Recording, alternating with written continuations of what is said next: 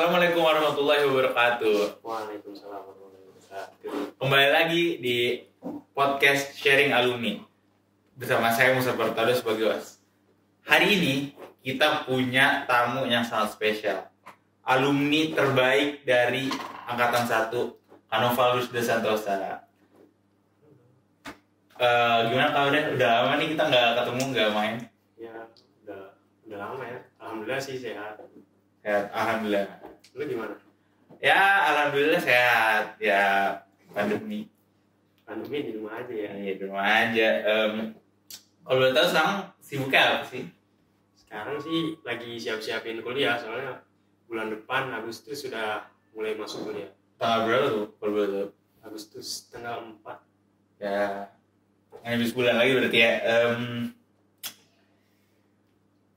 Masuk kuliah apa nih? Yang bikin kita kepo, kampusnya apa dan fakultasnya apa? Kuliah, alhamdulillah saya dapat di Universitas Indonesia jurusan Teknik Komputer lewat jalur SNMPTN. Wah, UI Teknik Komputer SNMPTN. Oh, ini berarti nggak sembarang orang masuk nih. Kita ini dulu deh, biar lebih suasana lebih tenang dan lebih seru lagi. Kita nostalgia dulu. Kita jalan-jalan di jalan kenangan. Hal apa yang paling berkesan selama lu di Asyahid? Yang paling berkesan selama di Asyahid, ya dulu sih waktu kita main bola sama anak-anak Amsterdam tuh di Taman Amsterdam. Itu kan kita masih main bolanya di sana ya. Belum punya lapangan, masih numpang. bagus, masih numpang. Ya di situ main sama anak-anak Amsterdam, menang terus kan? Iya, kita jago. Diseru coy. Butuh ditutor kayak itu anak-anak gitu. Sekarang nyariin kayaknya deh. Iya, kangen. Tangan dibantai. Ya, dari kemarin episode kemarin juga Alfat dan Kak Fatih bilangnya juga salah satu momen paling berkesan tuh main bola. Berarti yang main bola tuh momen paling berkesan kayak semua orang ya. Iya, soalnya seangkatan kan Iya. main bola semua. Main angkatan berapa? Kita 15 ya? 15. Main 8 lawan 7. Kadang kalau ada yang 7 lawan 7. Iya. Ya, sangat tidak mengikuti regulasi FIFA ya. Tuh.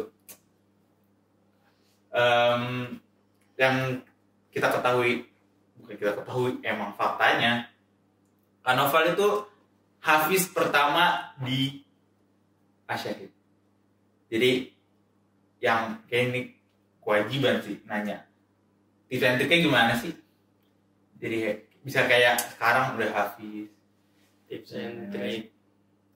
Dulu ya menghafal Al-Quran. Dulu sih sebenarnya biasa aja ya. Waktu kelas 7, kelas 8 tuh ngafal biasa, sehari sehalaman. Terus naik kelas 8, naik hafalannya sehari 2 halaman. Nah, pas kelas 8 semester 2, gue dikasih tahu Ustadz Mujahid kalau yang akhwat udah ngebalap gue nih. Kan awalnya gue kan di depan terus ya. Nah, terus tiba-tiba yang akhwat ngebalap. Nah, Ustadz Mujahid motivasi gue ya kan buat kejar tuh akhwat. Nah, akhirnya besoknya gue ngepus ngafal. Alhamdulillah sehari bisa dapat 5 halaman. Mantap juga itu. 5 halaman biasanya yang lain seminggu atau mungkin sebulan kayaknya 5 halaman. Ini sehari bisa 5 halaman. Ya, itu kan karena gue dorongannya sangat kuat. Jiwa kompetitifnya ya, Ya, betul. Itu jadi menghafal terus sampai kelas 9 semester 1, sekitar 8 bulan total buat ngejar akhwat itu. Alhamdulillah selesai 30 juz. Dan gue duluan, seminggu setelahnya Dia. dia. Oh, berarti ketat banget tuh balapannya ya. Iya, betul. Ini berarti kompetisi sebagai salah satu motivasi, dan apalagi sih motivasinya? Motivasi selain kompetisi, ya karena kan mungkin karena orang tua orang tua gue udah masukin gue ke Asyahid dengan harapan kan jadi anak yang baik, yang bisa menghafal Al-Quran. Jadi gue di Asyahid mencoba untuk memenuhi harapan orang tua gue tersebut. Kayaknya nggak terpenuhi ya. Jadi anak baik. Baik dong. Oh, baik. Amin. Insya Allah baik. Kalau Hafiznya terpenuhi tapi baik tuh bukan saya menilai. Allah yang menilai ya. Iya. Manusia nggak bisa menilai itu. Berkahnya apa sih yang lu dapetin selama menghafal dan setelah menghafal? Selama menghafal Al-Quran tuh pelajaran akademik alhamdulillah cepat masuknya. Jadi untuk pelajaran akademik gue lancar-lancar aja sampai UN dapet nilai terbaik seangkatan. Kemudian setelah itu kan daftar SMA ya. Gue daftar di Insan Cendekia Serpong. Itu sekolah SMA top nomor 1 Indonesia. Waktu itu gue tes nggak yakin bakal lolos. Soalnya kan susah tuh soalnya ya. Nah tiba-tiba pas ada pengumuman dapat aja gitu. Mungkin itu salah satu keajaiban dari Al-Quran itu. Kita ngomong ke SMA. Masuk SMA salah satu topik di Indonesia, bukan di kota ini kota itu, Indonesia. Gak sembarang orang udah bisa masuk berarti ya. Ketat banget. Selain keberkahan Al-Quran, apa sih yang harus kita persiapin secara akademis, mungkin secara ya persiapan, harus belajar dari mana, belajar apa aja yang bisa buat kita persiapan nih buat adik-adik kelas 7 kelas 8 kelas 9 yang mau masuk Manice, harus apa sih? Buat masuk ke Manice itu dulu tesnya ada 2 jenis, TPA dan TPS. TPA itu tes akademik, mata pelajaran biasa, mata pelajaran SMP itu kalian harus benar-benar kuasain dari IPA, bahasa Inggris, bahasa Arab. Oh semuanya, bahasa agama? Iya semuanya, agama, IPA, matematika, itu semuanya TPA. Terus TPS ini tes semacam tes IQ gitu. Jadi gue dulu sempat beli buku buat latihan TPS, ya itu sedikit membantu. Jadi gue udah kenal soal-soalnya. Soal-soalnya tipe-tipenya kayak berpola-pola gitu lah. Mirip lah. Iya. Oh, paling cuma beda angka, kalau matematika beda angka gitu kan. Iya. Yang akademis, secara akademis belajar. Ada nggak sih secara rohani ya yang lu lakuin? Nah, secara rohani itu setiap pagi ya kan kita qiyamul lail ya di sekolah. Ya, doanya itu setelah tes gua kencengin di bagian situ lah. Qiyamul lail. Iya. Sepertiga malam terakhir gua kencengin doa tiap hari. Pakai mic sekalian biar kenceng. Enggak. Kencengin ya diperbanyak ya. Kalau gantikan ya Allah saya masuk Incen ya nggak teriak juga ya, dibanyakin doa ya, dibanyakin aja. jadi doa itu juga penting berarti ya. Akademik udah, rohani udah. Ada cara lain gak sih kayak misalkan ikut tryout ini atau beli buku ini yang bisa buat dipersiapin juga? Kalau beli buku latihan TPS sih kayaknya banyak ya, kayak cari di Gramet gitu. Beli dulu yang bestseller aja mungkin di online apa di langsung ke toko buku? Online tuh ingat cari buku TPS yang bestseller, cari di online lah. Terus apa lagi kayak ada ya, kalau persiapan SBM SNM kan ada tryoutnya itu ada nggak tryout kayak yang khusus buat Manice itu ada? Kebetulan tryout ujian masuk SMA Manice Cendekia Serpong udah ada. Jadi itu dibuat sama alumni. Mereka buat tryout yang mirip ujian masuk.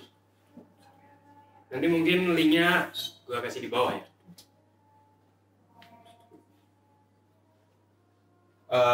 linknya bakal taruh deskripsi ya. Jadi habis sekalian nonton bisa dicek-cek lah buat adik-adik kelas yang mau. Juga bisa dibagi juga ya ke teman-temannya yang mau masuk MANIC. Iya. Ya, biar lah kayak persiapan SBMPTN gitu kan juga ada tryout. Iya, Ini juga tryout buat masuk MANIC. Perpindahan antara di Asyahid dan di MANIC tuh ada yang bikin shock nggak? Kayak wah kok gini banget SMA dulu perasaan gini, ada nggak yang beda banget gitu? Kalau di IC itu mungkin hormat kepada kakak kelas, bukan senioritas tapi melainkan hormat yang datang dari diri kita sendiri, karena kakak kelas di sana memang sangat dihormati. Kemudian di IC juga ada budaya setiap bertemu orang kita mengucapkan salam.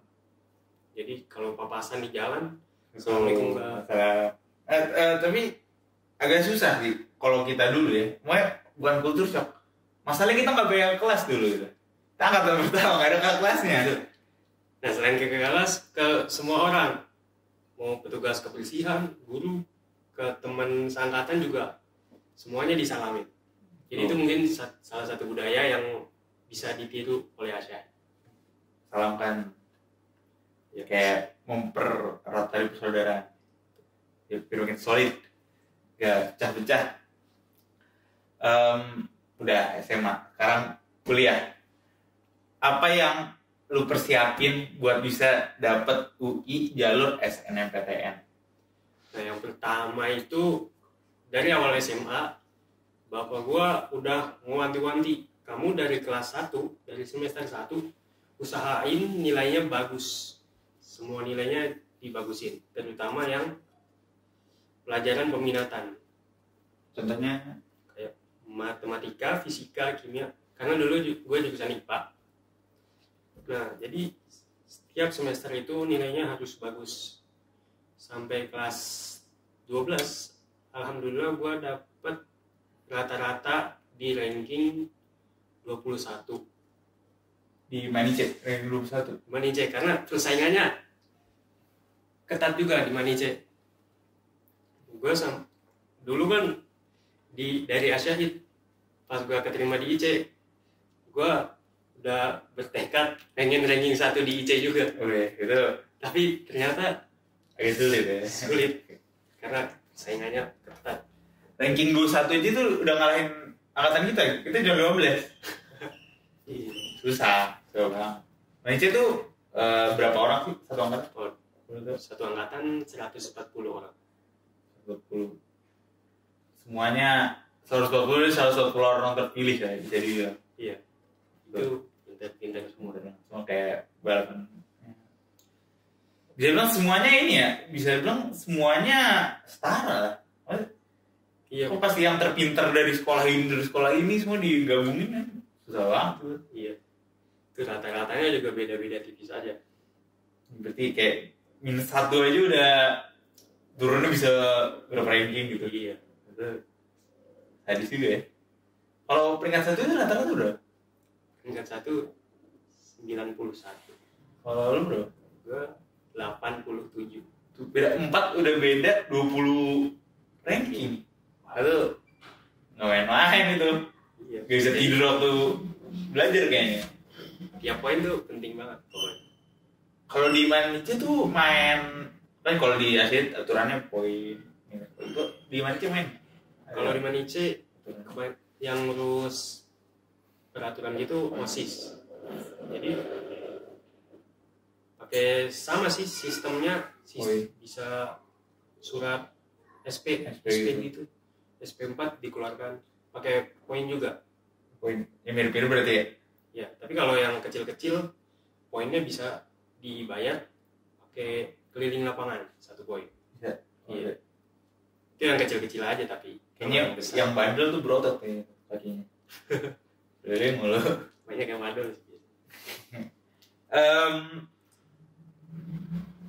Masuk MANIC itu udah nggak bisa berkata-kata lagi. Ayo masuk MANIC UI SNMPTN.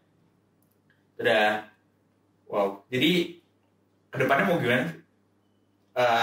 Pertama pasti UI dulu. Ya pertama ya fokus kuliah dulu sih. Fokus kuliah sambil nyari-nyari pengalaman mungkin dengan ikut organisasi. Dan gue niatnya kalau liburan kuliah itu pengen ikut course online gitu buat nyari sertifikat. Ya. Balik dulu nih ke SMA dari kelupaan. Lu masuk organisasi nggak? Di SMA ya kan karena gue dari Asyid pesantren gitu ya. Di SMA gue ikut OSIS bidang iman dan takwa. Wah. Iya gitu, ngurus jadwal masjid gitu. Menurut lu seberapa penting sih ikut organisasi selama SMA? Kalau SMA sih kayaknya belum penting-penting banget ikut organisasi itu. Ya, pengalaman apa sih yang bisa diambil gitu Pak? Kayak mungkin leadership atau apa? Ya dulu di bidang iman dan takwa sempat kepilih jadi ketua panitia suatu acara. Nah di situ juga dilatih leadership gua. Ya tapi karena skalanya masih kecil, tapi tetap sih itu bisa melatih leadership kita. Ya penting nggak penting jadi. Ini nggak penting. Kuliah. Kan tadi balik dikit ke SMA. Sekarang balik kayak ke kuliah nih. Boleh jelasin nggak sih teknik komputer apa yang akan dipelajarin? Persiapan apa sih yang udah lu persiapin buat masuk teknik komputer? Menjerumuskan diri ke dalam perkomputeran, ada nggak yang dari persiapan? Sejauh yang gue baca di kurikulum teknik komputer tuh kebanyakan mempelajari hardware komputer, terus codingnya sedikit aja. Nah, gue dari SMA udah mulai belajar coding tuh online, otodidak gitu, baru dikit-dikit aja sih belajar coding. Jadi emang dari awal SMA tuh udah emang rencananya mau masuk teknik komputer? Iya betul. Berarti ya masih persiapan dari awal ya? Iya. Masuk apa? Terus kalian belajar dikit. Jadi abis ini ke rumah gue ya, benerin mouse nyangkut ini cetannya. Siap. Keyboard juga udah mulai ada. Ini apa praktek? Waduh, belum mulai kuliah. Buat nanti kalau udah kuliah nanti tinggal, saya udah tahu, saya masih belajar gitu. Ya, tinggal alat-alatnya aja. Kopeng ada di rumah kan, lengkap. Garpu deh. Bisa. Ya, garpu. Nyongkel dong. Udah kuliah. Nggak keras ya. Udah berapa? Kita kelas 7 sekarang. Udah 6 tahun ya. Dari kita masuk masih bocil kasih sekarang udah 6 tahun tiba-tiba udah kuliah. Wah itu nggak kerasa banget ya. Dari Asyid. Oh nih ada satu lagi yang mau ditanyain. Gimana sih perasaannya ngeliat Asyid sekarang udah gede banget gini? Kan dulu masih nyawa ruko, sekarang udah ngeliat yang udah ada masjid depan, mau bikin kolam renang tuh gimana sih perasaannya? Ada suatu kebanggaan nggak apa gitu? Ya, jujur kaget sih waktu kan terakhir kesini kelas 3 SMP, habis lulus itu 3 tahun setelahnya saya baru kesini lagi. Jadi ambil ijazah. Ambil ijazah kelas 12? Iya. Wah. Kemarin waktu bukber sekalian. Wah itu ijazah udah teropos kali ya? Udah iya, makan raya. Satu, Rofi juga belum ngambil. Rofi belum ngambil sekarang? Belum. Wah itu udah di mana? Belum makan raya. Jauh sih di Padang. Ya, jadi kaget. Di sini saya sampai bingung. Di sini apa? Mana udah ada studio, perpustakaan. Pertama kali ya sini berarti ya? Iya. Saya juga baru satu episode. Ya berarti bangga nggak sih? Bangga. Ngeliat sini. Saya terus berkembang. Oke. Ada ini nggak sih buat adik kelas? Ada bisa pesan untuk adik kelas, ya selama kalian di sini manfaatin waktu kalian sebaik-baik mungkin, karena fasilitasnya sudah lengkap. Air ada, makan tinggal ngambil prasmanan. Terus belajar bisa tanya guru kan. Dulu kakak ya kayak gitu, suka habis airnya sampai mandi di masjid. Jadi dulu usahanya lebih. Nah, kalian di sini sekarang udah enak. Jadi kalian tinggal manfaatin semua fasilitas itu dan berusaha untuk memenuhi harapan-harapan orang tua kalian. Ya, berarti kita dulu dengan fasilitas yang bisa dibilang terbatas, dan ini bisa Hafiz masuk Incen tuh berarti seharusnya kalian bisa lebih ya? Kalian bisa lebih? Bisa lebih. Pasti bisa. Bisa ya? Oke, sebelum penutupan, kita ada hadiah nih sedikit dari Syahid, penghargaan dan kenang-kenangan. Oke, nih bisa diambil, gue pulang nanti dipajang di kamar. Ya, terima kasih. Oke, Saya Syahid. ya sebelumnya saya Musa Murtado akan menutup lagi episode terbaru dari podcast Sharing Alumni. Jadi apa tuh kalau YouTuber? Ya tunggu episode selanjutnya. Ya, saya Musa Murtado pamit diri. Wassalamualaikum warahmatullahi wabarakatuh.